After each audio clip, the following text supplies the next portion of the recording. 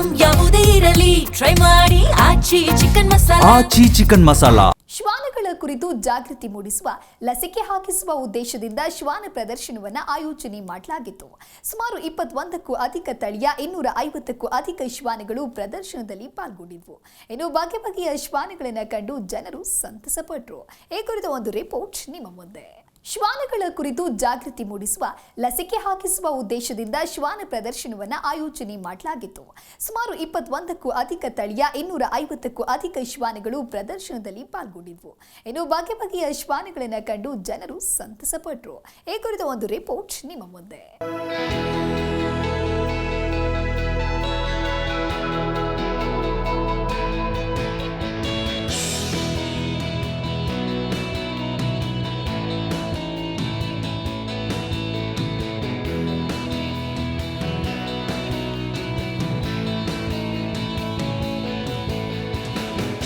ಗೊಮ್ಮಟನಗರಿ ವಿಜಯಪುರದಲ್ಲಿ ಶ್ವಾನ ಪ್ರದರ್ಶನವನ್ನು ಏರ್ಪಡಿಸಲಾಗಿತ್ತು. ನಗರದ ಪೊಲೀಸ್ ಪರೇಡ್ ಮೈದಾನದಲ್ಲಿ ನಡೆದ ಈ ಶ್ವಾನ ಪ್ರದರ್ಶನದಲ್ಲಿ 21ಕ್ಕೂ ಹೆಚ್ಚು ತಳಿಯ 250ಕ್ಕೂ ಹೆಚ್ಚು ಶ್ವಾನಗಳು ತಮ್ಮ ತಮ್ಮ ಶ್ವಾನಪ್ರಿಯ ಬಂಧುಗಳೊಂದಿಗೆ ಪಾಲ್ಗೊಂಡಿದ್ದವು. ಈ ಶ್ವಾನ ಪ್ರದರ್ಶನ ಕಾರ್ಯಕ್ರಮವನ್ನು ಜಿಲ್ಲಾಧಿಕಾರಿ ಡಾಕ್ಟರ್ ಆನಂದ್ ಕೆ ಅವರು ಉದ್ಘಾಟನೆಯನ್ನ ಮಾಡಿ ಶ್ವಾನಗಳ ವೀಕ್ಷಣೆಯನ್ನ ಮಾಡಿದ್ರು.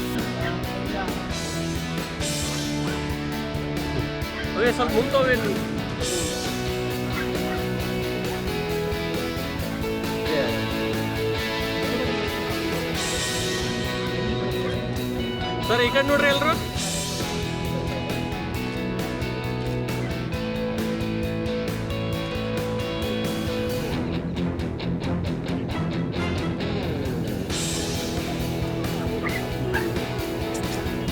ಇರ್ಬಿಡ ಅಷ್ಟು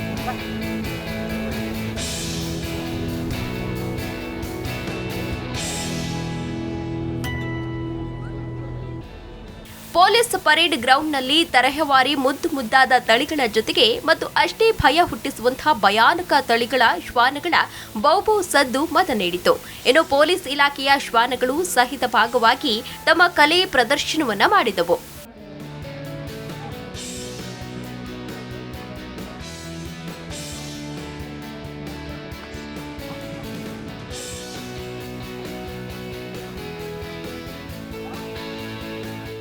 ಸಾವಿರಾರು ಸಂಖ್ಯೆಯಲ್ಲಿ ಶ್ವಾನ ಪ್ರಿಯರು ಈ ತರಹೇವಾರಿ ಶ್ವಾನಗಳ ತಳಿಗಳನ್ನು ವೀಕ್ಷಣೆ ಮಾಡಲು ಸಹ ಬಂದಿದ್ದು ಕಂಡುಬಂತು.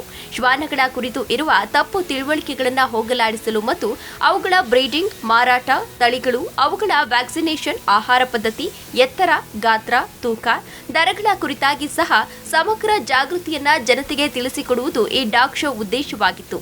ಒಂದು ರೀತಿಯಲ್ಲಿ ಶ್ವಾನ ಮತ್ತು ಪ್ರಾಣಿ ಪ್ರಿಯರಿಗೆ ಪ್ರೋತ್ಸಾಹ ನೀಡುವ ಕಾರ್ಯಕ್ರಮಕ್ಕೆ ವಿಜಯಪುರ ಮಾತ್ರವಲ್ಲದೆ ಕಲಬುರಗಿ ಸೇರಿದಂತೆ ನೆರೆಯ ಮಹಾರಾಷ್ಟ್ರದಿಂದಲೂ ಈ ಡಾಗ್ ಶೋನಲ್ಲಿ ಪಾಲ್ಗೊಳ್ಳಲು ತಮ್ಮ ಸಾಕು ನಾಯಿಗಳನ್ನು ಪ್ರದರ್ಶನ ಮಾಡಲು ಶ್ವಾನ ಪ್ರಿಯ ಜನತೆ ಬಂದಿದ್ರು.